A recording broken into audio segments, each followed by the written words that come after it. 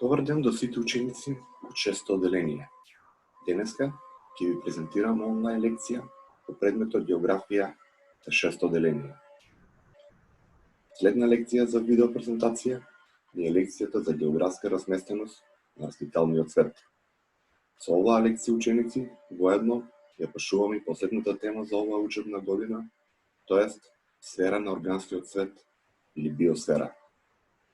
За да успееме да ја реализираме оваа лекција, на сите вас ќе биде потребно пенкало, тетрадка и карта на свет, а може и атлас.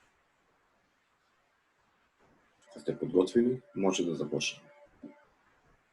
Додека ќе ја читате оваа лекција ученици, ќе треба да го научите следното: за разместеноста на растителните заедници, да објасните за растителните заедници во жешкиот топлински појас, да ги опишете растителните заедници во умерениот топлински појас, да знаете за растителните заедници во студените топлински појаси.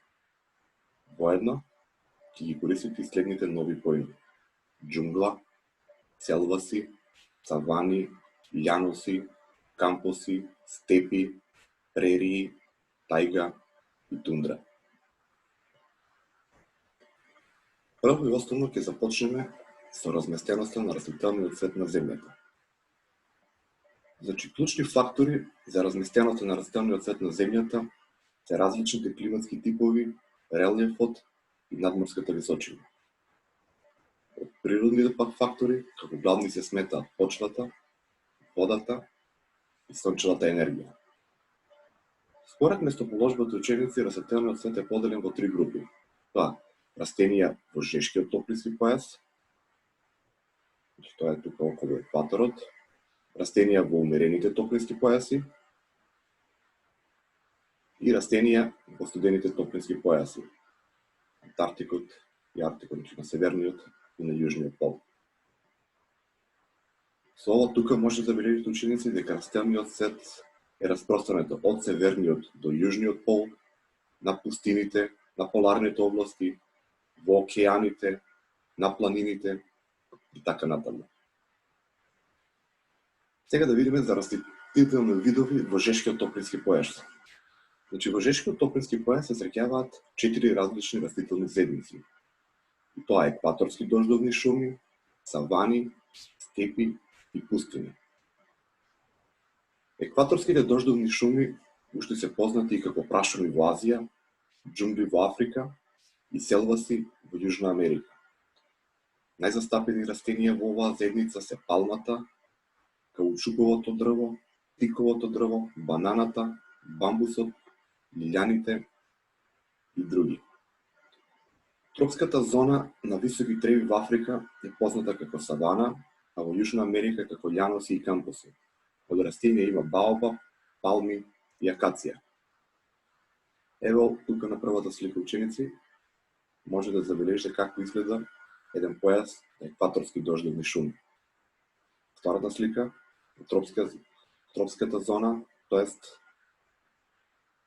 да забележувате ова дрво тука, едно од најголемите дрва во светот, тоа е дрвото баобаб. Степската зона на ниски треви во Африка и Азија се познати како степи, а во Северна Америка и Австралија како прерии, додека во Јужна Америка тие се нарекуваат пампаси. Еве како изгледа една степска зона на ниски треви во Африка. Пустините се области каде количеството на врнежи и присуството на влага во почвата е многу мало. Затоа и растенијата кои виреат во овие пустини имаат длабоки корења за да можат и најмалото количество на вода да го апсорбираат. Како најзастапени растителни видови во пустините се кактусите, палмите и тревата брин. Еве како изгледа една оаза во пустина, значи тоа е место во пустина каде што имаат ископани, каде што се наоѓа количество на вода. Ова се кактусите, тоа се растенија кои што виреат во пустините, имаат длабоки корења и го апсорбираат најмалото количество на вода од внатрешноста на почвата. Сега да видиме за растителни видови во умерениот топлински појас. Во умерените појаси ученици може да се сретнат следни растителни заедници: листопадни шуми, иглолистни шуми и нискотревни заедници. Листопадните шуми се застапени во пределите со поблага клима и каде што има 4 годишни времиња. Тука најзастапени се давот, буката, липата, брезата, јаворот и јасенот.